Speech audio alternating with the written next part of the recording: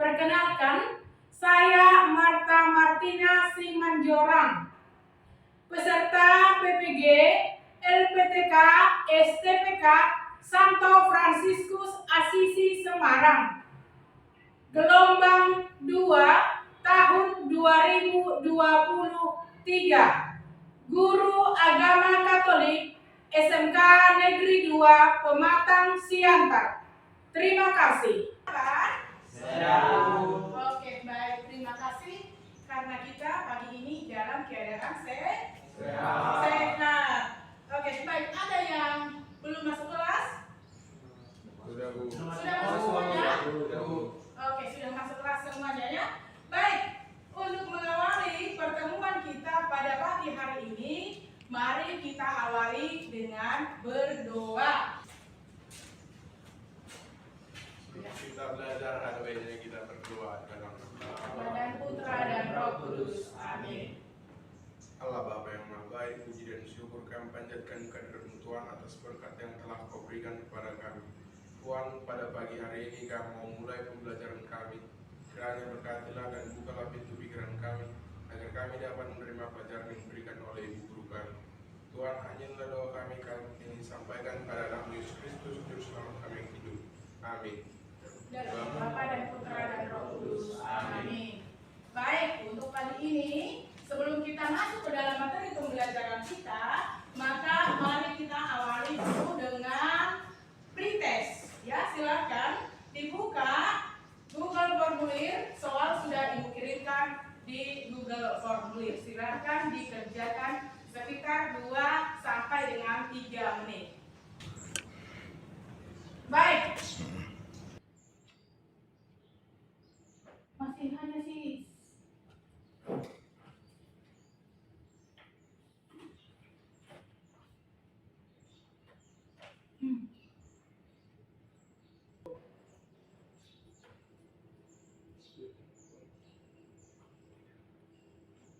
Dikerjakan dengan baik. Waktu tinggal 1 menit lagi.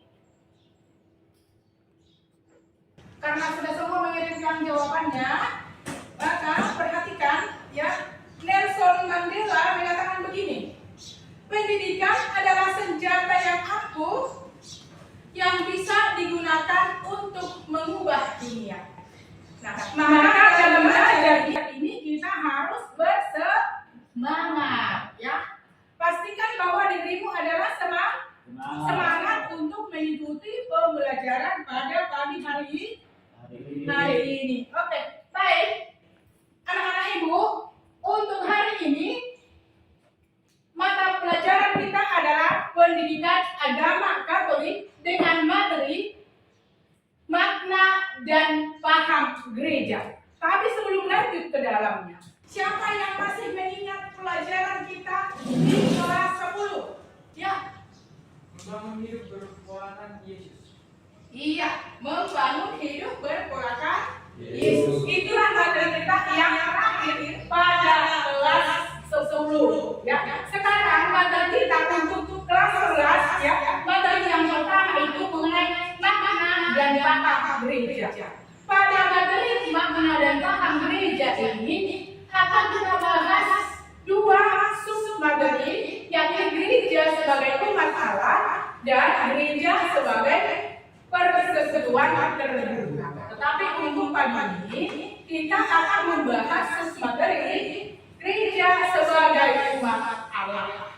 Nah, anak-anak kami, ada tujuan dari pembelajaran kita untuk hari ini adalah peserta didik mampu memahami gereja sebagai umat Allah dan bersyukur pada Allah atas rahmat Allah yang menetapkan dirinya sebagai anggota umat Allah yang diwujudkan melalui sikap gotong royong dan sikap kritis dalam hidup sehari-hari sebagaimana dikisahkan dalam Jemaat Perdana Kisah Para Rasul bab 2 ayat 41 sampai dengan ayat 47. Nah, kriteria ketercapaian tujuan pembelajaran kita ada 3. 1. Peserta didik mampu merumuskan arti dan sebagai umat Allah secara kritis dan bersyukur kepada Allah atas dirinya sebagai anggota umat Allah serta menghayatinya dalam kehidupan sehari-hari. Yang kedua, peserta didik mampu menganalisis ciri-ciri gereja sebagai umat Allah berdasarkan kitab suci. Kisah Para Rasul bab 2 ayat 41 sampai dengan 47 dan menerapkannya melalui sikap gotong royong dalam kehidupan sehari-hari. Yang ketiga, peserta didik mampu merumuskan dasar dan konsekuensi gereja sebagai umat Allah. Nah, untuk pagi ini Ibu mau tanya, pernahkah kalian mendengarkan kata gereja? Apa itu gereja? Gereja adalah tempat untuk beribadah. Oke, jawaban yang bagus. Apa yang sudah kamu lakukan sosial gereja? Siapa yang bisa menjawab? Apa yang sudah kamu lakukan sebagai gereja? Iya, bagus. Jawaban yang bagus sekali. Mengikuti perayaan Ekaristi atau misa. Ada lagi? Menjadi anggota OMK. Oke, jawaban yang bagus. Nah, dari jawaban Anda, ya, dan begitu banyak juga paham-paham, ya, tentang gereja. Nah, dikatakan di sana bahwa gereja adalah gedung. Artinya itu adalah tempat untuk beribadah, ya. Adalah juga sebagai rumah Allah, tempat untuk misa bagi orang-orang Katolik. Ada juga yang mengatakan bahwa gereja itu adalah ibadah. Nah, memang dikatakan sebagai ibadah karena dia rasa itu sebagai lembaga rohani. Lalu ada juga yang mengatakan bahwa gereja itu adalah ajaran. Ada juga yang mengatakan bahwa gereja itu adalah organisasi. Ya, pemimpin tertingginya berada di Roma. Ya, banyak orang mengatakan itu yang dipimpin oleh Paus. Ada juga yang mengatakan bahwa gereja itu adalah badan sosial. Nah, kenapa dikatakan sebagai badan sosial? Karena mendirikan rumah-rumah sakit, yang sekolah-sekolah dan lain sebagainya. Namun, ya, pengertian gereja di situ belumlah pengertian yang secara sempurna. Lalu bagaimana pengertian gereja yang sesungguhnya? Maka mari kita menonton ataupun mengamati sebuah video, ya. Silakan kalian amati dengan baik. Nanti setelah selesai kalian amati, Ibu akan menyampaikan beberapa pertanyaan terkait dengan video yang kita tonton, yang kita amati. Maka silakan amati dengan sebaik-baiknya. Engkau adalah Petrus. Di atas batu karang ini aku akan mendirikan gerejaku, dan alam maut tidak akan menguasainya. Lima kata yang terakhir dipercaya sebagai tujuan Yesus di hadapan Petrus dan rasul lainnya, bahwa gereja yang akan didirikannya itu akan tetap bertahan hingga akhir zaman.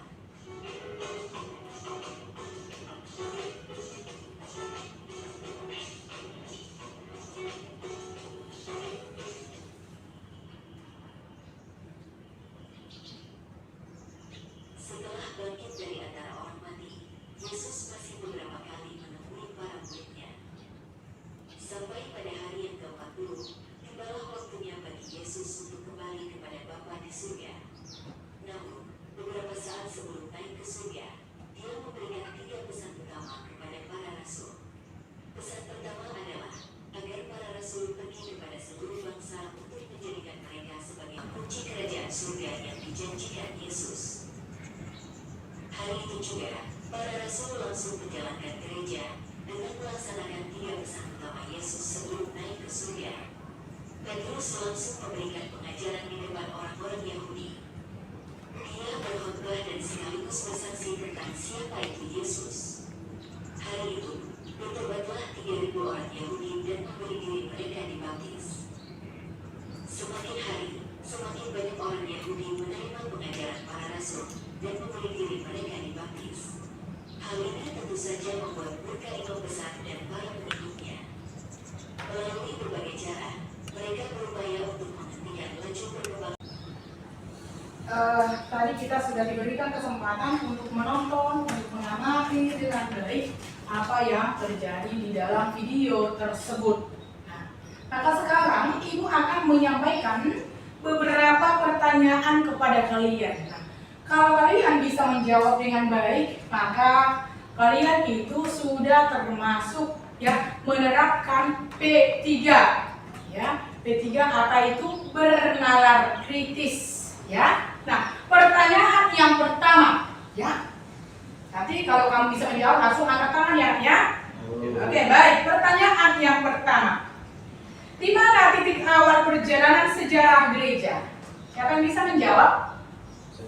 Oke, baik. April. Kaisar Filipi. Di Kaisaria Filipi. Oke, jawaban yang bagus ya. Iya, baik. Terima kasih. Lalu pertanyaan yang kedua, apa yang disampaikan oleh Yesus kepada Petrus? Tadi kita sudah menonton, sudah melihat, ya. Ada sesuatu hal yang disampaikan oleh Yesus kepada Petrus. Apa itu? Siapa yang bisa menjawab? Ayo, angkat tangan nak. Iya, Daniel, silakan. Engkau adalah Petrus di atas batu karang ini. Aku akan mendirikan gerejaku dan alam maut tidak akan menguasainya. Iya, engkau adalah Petrus dan di atas batu karang ini aku akan mendirikan gerejaku dan alam maut tidak akan menguasainya. Ya. Nah, pertanyaan yang ketiga, ada 3 pesan utama Yesus kepada para rasul sebelum ia naik ke surga. Ada 3. Siapa yang bisa? Oke, baik. Siapa? 1. Agar para rasul pergi ke seluruh bangsa untuk menjadikan mereka sebagai murid dan membaptisnya. 2. Agar mereka mengajarkan segala sesuatu yang telah diperintahkannya. 3. Bahwa mereka akan menerima kuasa Roh Kudus dan menjadi saksinya di seluruh Yudea, Samaria dan sampai ke ujung bumi. Oke, baik. Terima kasih. Cepat sekali jawabannya ya. Berarti kalian sungguh-sungguh mengamati tadi video yang Ibu tayangkan ya. Ya. Nah, baik. Sekarang kita akan melihat ya. Kita akan mendalami apa itu sesungguhnya arti dan makna gereja berdasarkan kitab suci Kisah Para Rasul bab 2 ayat 41 sampai dengan 47. Nah, Ibu akan bacakan dengan baik. Karena setelah ini kalian akan mengadakan diskusi kelompok. Oke? Bisa? Bisa, Bu. Oke, ya, bagus. Masih semangat? Masih, Bu. Oke, ya. Orang-orang yang menerima perkataannya itu memberi diri dibaptis. Dan pada hari itu jumlah mereka bertambah kira-kira 3.000 jiwa. Mereka bertekun dalam pengajaran rasul-rasul dan dalam persekutuan. Dan mereka selalu berkumpul untuk memecahkan roti dan berdoa. Maka ketakutanlah mereka semua. Sedang rasul-rasul itu mengadakan banyak mukjizat dan tanda. Dan semua orang yang telah menjadi percaya tetap bersatu. Dan segala kepunyaan mereka adalah kepunyaan bersama. Dan selalu ada dari mereka yang menjual harta miliknya lalu membagi-bagikannya kepada semua orang sesuai dengan keperluan masing-masing. Dengan bertekun dan dengan sehati, mereka berkumpul tiap-tiap hari dalam bait Allah. Mereka memecahkan roti di rumah masing-masing secara bergilir dan makan bersama-sama dengan gembira dan dengan tulus hati sambil memuji Allah. Dan mereka disukai semua orang.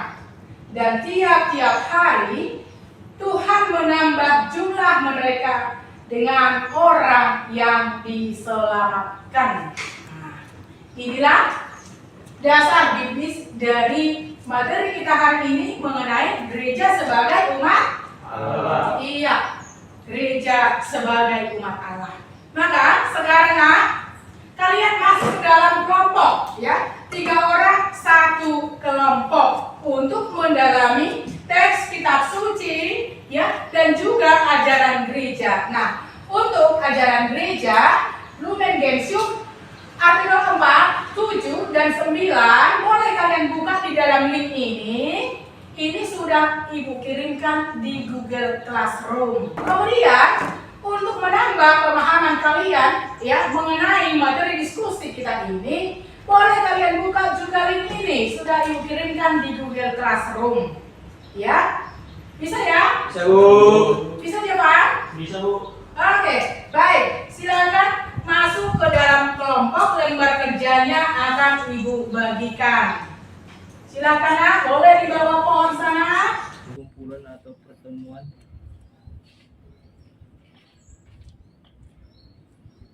udah.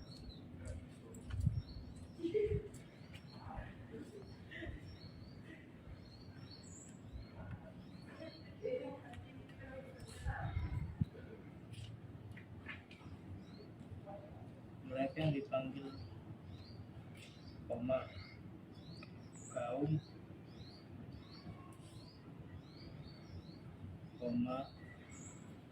golongan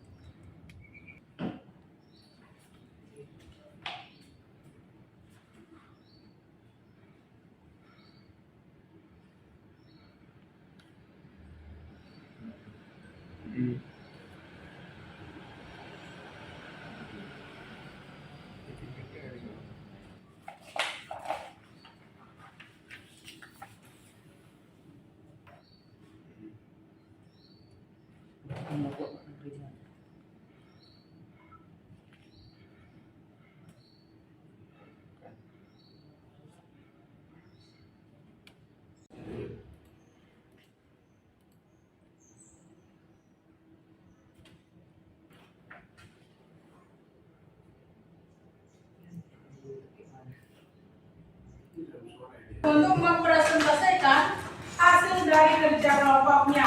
Ayo, mari. Sekian hasil diskusi kami. Jika ada teman-teman yang mau bertanya, kami kasih sesi pertanyaan. Iya, baik. Oke, silakan. Jelaskan apa yang menjadi misi gereja sebagai umat Allah.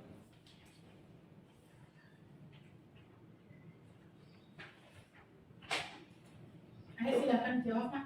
Jawabannya, misi gereja adalah mempersiapkan jalan bagi penegakan akhir kerajaan Allah di bumi. Iya. Demikian. Bagaimana, Daniel? Masuk. Oke, baik ya. Ada Apakah lagi masih ada pertanyaan? pertanyaan? Tanya lagi. Oke, baik. Kita tepuk tangan dulu untuk kelompok 1 ya. Baik, sudah tampil dengan baik. Kami dari kelompok 2 ingin mempresentasikan jawaban kami dari pengalaman kitab suci. Saya bernama Rizky Santuri. Saya bernama Daniel Marius Putar. Saya bernama Jevania Ginting. Ya, silakan. Soalnya, jelaskan arti dan makna gereja sebagai umat Allah. Kata gereja dari umat Allah merupakan suatu pilihan dan panggilan dari Allah sendiri. Umat Allah adalah bangsa terpilih, bangsa terpanggil. Jangan apa saja yang bisa kamu lakukan untuk mewujudkan ciri-ciri gereja dalam kehidupan sehari-hari. 1. Rajin gereja untuk mendengarkan pengajaran dari para imam. 2. Menjadikan APP sebagai wujud nyata bahwa kita peduli dengan mereka yang miskin dan menderita. 3. Ikuti 2 lingkungan. 4. Menjadi anggota Mesdinar. 5. Menjadi anggota OMK. 7. Mengunjungi orang sakit. 8. Ikut dalam persekutuan doa dan lain-lainnya. Oke. Sekian dan terima kasih. Terima kasih. Ada pertanyaan dari kelompok 1 untuk kelompok 2? Saya, Bu. Iya. Saya ingin bertanya, Ya. apa yang dimaksud dengan gereja sebagai misteri? Terima kasih. Iya, silakan kelompok 2 untuk menanggapi pertanyaan dari kelompok 1. Apa yang dimaksud dengan gereja sebagai misteri? Gereja disebut misteri. Hal ini mau menyatakan bahwa cinta kasih dan kehadiran Allah serta rencana penyelamatannya bagi manusia belum sepenuhnya bisa ditangkap oleh manusia. ya bahwa penyelamatan Allah itu, cinta kasih Allah itu belum sepenuhnya bisa ditangkap oleh manusia. Ya harus ya dibarengi dengan iman ya ketika berbicara tentang itu. Bisa diterima? Ya. Baik, ada lagi pertanyaan? Ya, sudah. Sudah? Oke. Baik, mari kita apresiasi kelompok 2 karena sudah lanjut selesai. Silakan duduk.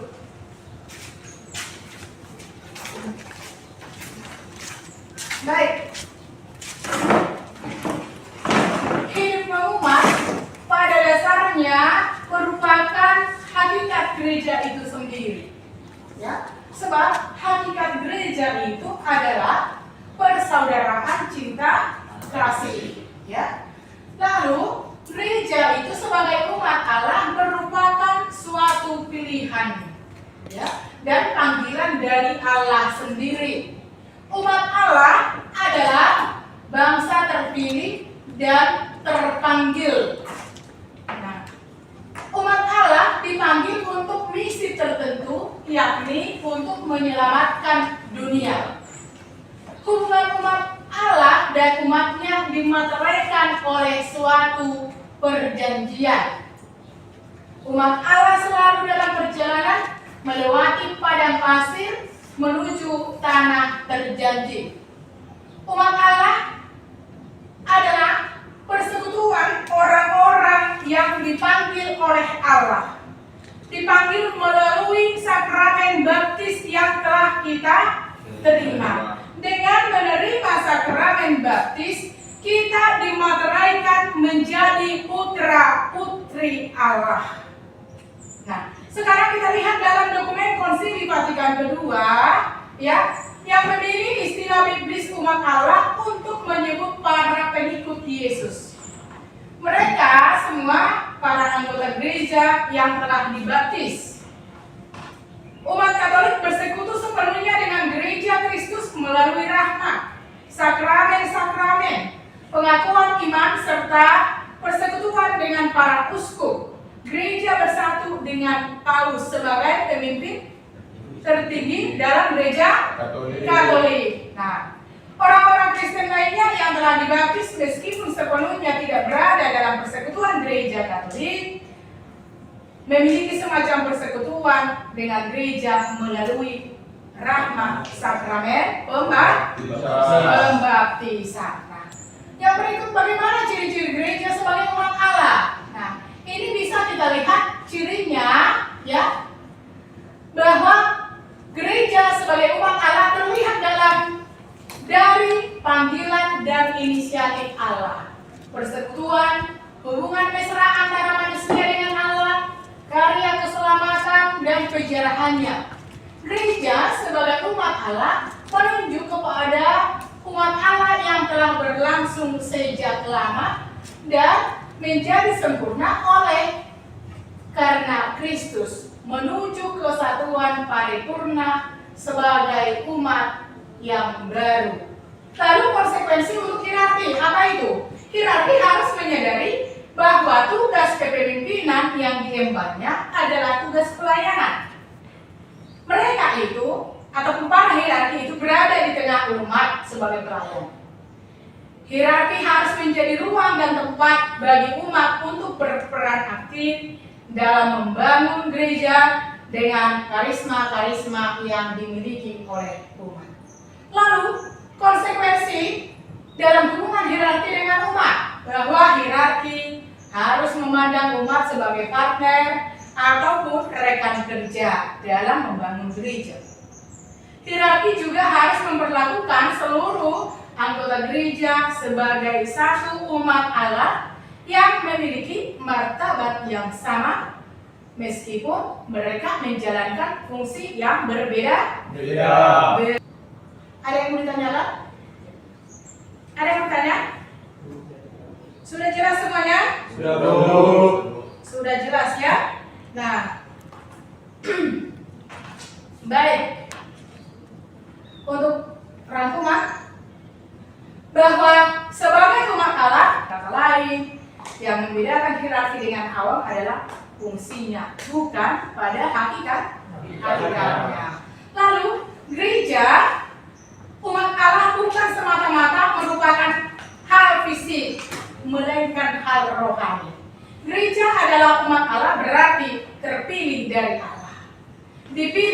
Allah sendiri menjadi keluarganya Allah sendiri.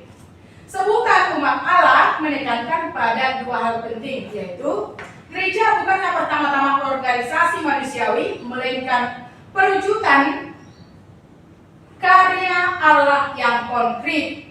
Tekanan ada pada pilihan dan kasih Allah. Yang kedua, gereja itu bukan hanya kaum awam atau kaum hierarkis saja, tetapi keseluruhannya sebagai umat Allah. Oke, baik.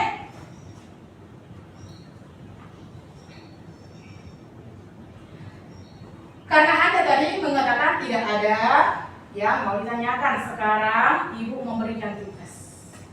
Tugasnya sudah Ibu kirimkan di Google Classroom, ya. Nanti boleh kamu buka Google Classroom-mu, silakan kerjakan dengan baik, ya. Ada 3 tugas itu. Yang pertama, bacalah surat pertama Rasul Paulus kepada jemaat di Korintus bab 12 ayat 7 sampai 10.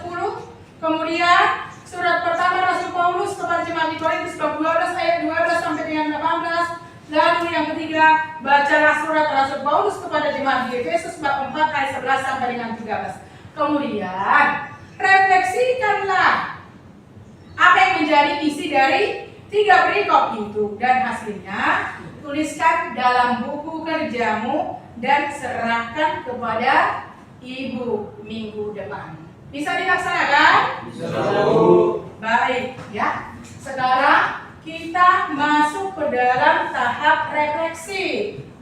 Refleksi, silakan kalian nanti menceklis dan menjawab dengan singkat beberapa pertanyaan ini, ya, dan dikumpulkan segera kepada Ibu.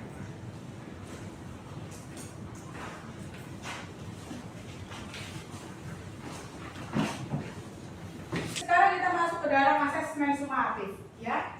Asesmen sumatif. Nah, soalnya sudah Ibu sampaikan di Google Formulir. Silakan Anda buka Google Formulir. Sejauh mana Anda memahami materi yang telah Ibu sampaikan kepada Anda? Lihat asesmen sumatif dalam Google Formulir. Karena sudah dijelaskan dari tadi, ya kan, sudah bisa dikerjakan sekitar 5 menit.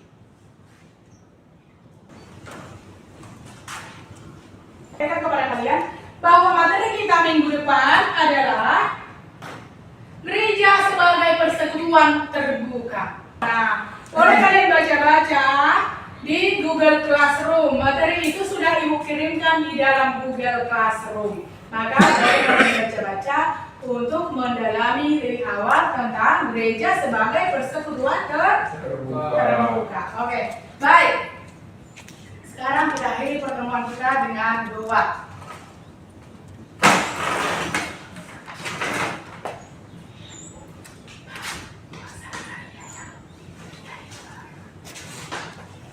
Sebelum kita pulang, marilah kita berdoa untuk mengakhiri pembelajaran ini. Doa dimulai. Dalam nama Bapa dan Putra dan Roh Kudus. Amin. Kalau Bapa kami mengajar kerajaan surga, puji dan syukur kami ucapkan kepadamu ya Bapa. Karena pada hari ini kami dapat melaksanakan proses pembelajaran kami ya Bapa. Bapa, tadi kami sudah belajar tentang fungsi gereja sebagai umat Allah. Ya Bapa, kiranya Engkau berkatilah dan mampu kami menerima itu Bapa. Bapa, kami manusia yang lemah, begitu Bapa, kiranya Engkau hapuskan dosa kami sengaja maupun tidak sengaja. Dan juga Bapa, sebentar kami akan pulang ke rumah kami masing-masing. Kiranya Engkau berkatilah kami dalam perjalanan pulang, agar sampai ke rumah kami dan bertemu dengan keluarga kami semuanya Bapa. Bapa, inilah doa-Mu dalam nama Yesus Kristus kami berdoa. Salam Maria, penuh rahmat Tuhan sertamu, terpujilah Engkau di antara wanita, dan terpujilah buah tubuhmu Yesus. Santa Maria Bunda Allah, doakanlah kami yang berdosa ini, sekarang dan waktu kami mati. Amin. Salam Maria, penuh rahmat Tuhan sertamu, terpujilah Engkau di antara wanita, dan terpujilah buah tubuhmu Yesus. Santa Maria Bunda Allah, doakanlah kami yang berdosa ini, sekarang dan waktu kami mati. Amin. kemuliaan kepada Bapa dan Putra dan Roh Kudus. seperti pada permulaan, sekarang, selalu, dan sepanjang segala abad. Amin.